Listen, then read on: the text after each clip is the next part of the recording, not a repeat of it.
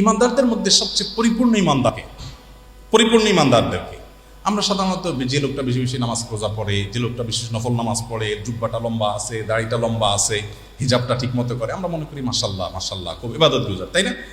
নবী করিম সাল্লাল্লাহু আলাইহি সাল্লাম বলছেন কি শুনেন, তিনি বলছেন ইন্না মিন আকমালিল মুমিনিনা ঈমানান, ইমানদারদের মধ্যে সবচেয়ে পূর্ণাঙ্গ, সবচেয়ে পরিপূর্ণ ঈমানের অধিকারী ওই ব্যক্তি যার আচরণ সবচেয়ে সুন্দর, যার আখলাক সবচেয়ে ভালো, যিনি শৃঙ্খলা সবচেয়ে মেনটেন করে। এই লোকটা যিনি অন্যের অধিকারের ব্যাপারে খুব বেশি কনসার্ন, যে আমি কোনো অধিকার নষ্ট করছি না তো।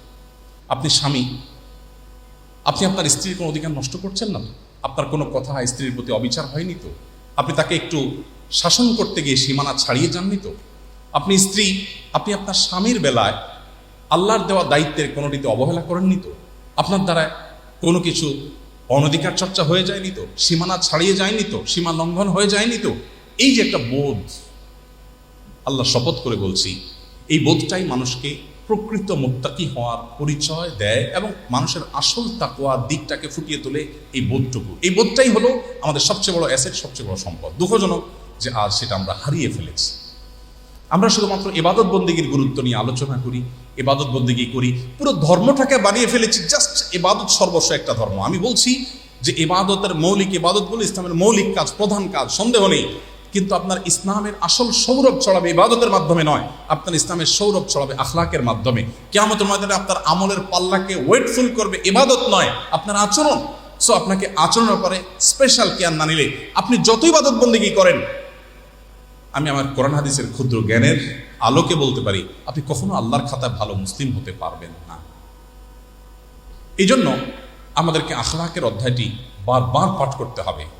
আখলাকে নববীর ধারণ করার জন্য আমাদেরকে সংগ্রাম চালাতে হবে, নিজের বিরুদ্ধে নিজেকে সংগ্রাম চালাতে হবে। আমার আচরণকে সুন্দর করতে হবে। কেন আমি দুর্ব্যবহার করব? কেন আমি খারাপ আচরণ করব?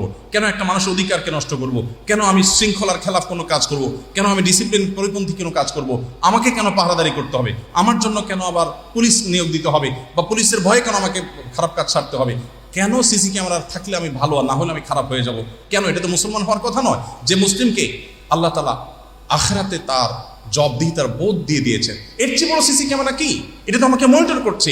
এই ভয়, আল্লাহর কাছে জবাবদিহিতার বোধ, এটা তো আমাকে সারাক্ষণ তাড়িয়ে বেড়াবে। কিভাবে আমি একটা মানুষের অধিকার নষ্ট করতে পারি? ভাইরা আমার, নবী করিম সাল্লাল্লাহু আলাইহি সাল্লাম তিনি বলেছেন, ইন্নাল মুমিনা লা ইউদরিকু বিহুসনি খুলুকিহি দারাজাতাস সাইমিল কায়েম। একজন মানুষ সারা রাত জেগে তাহাজ্জুদ পড়ে, সারাদিন নফল রোজা রাখে।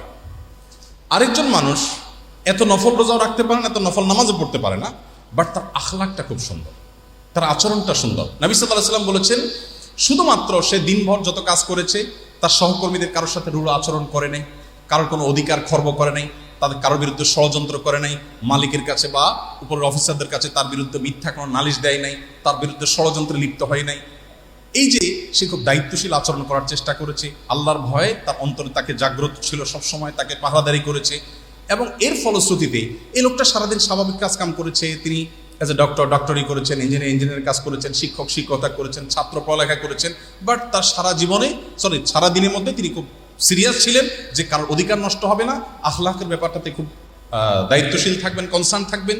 এই লোকটাকে আল্লাহ রাব্বুল আলামিন, ওই যে আরেকটা লোক যিনি সারাদিন রোজা রেখেছেন, সারা রাত তাহাজ্জুদ পড়েছেন, ওই সারাদিন রোজা রাখা এবং সারা রাত তাহাজ্জুদ পড়া মানুষের সমান মর্যাদা দিবেন তার স্বাভাবিক জীবনে শুধুমাত্র তার আখলাকটাকে ভালো রাখবার জন্য।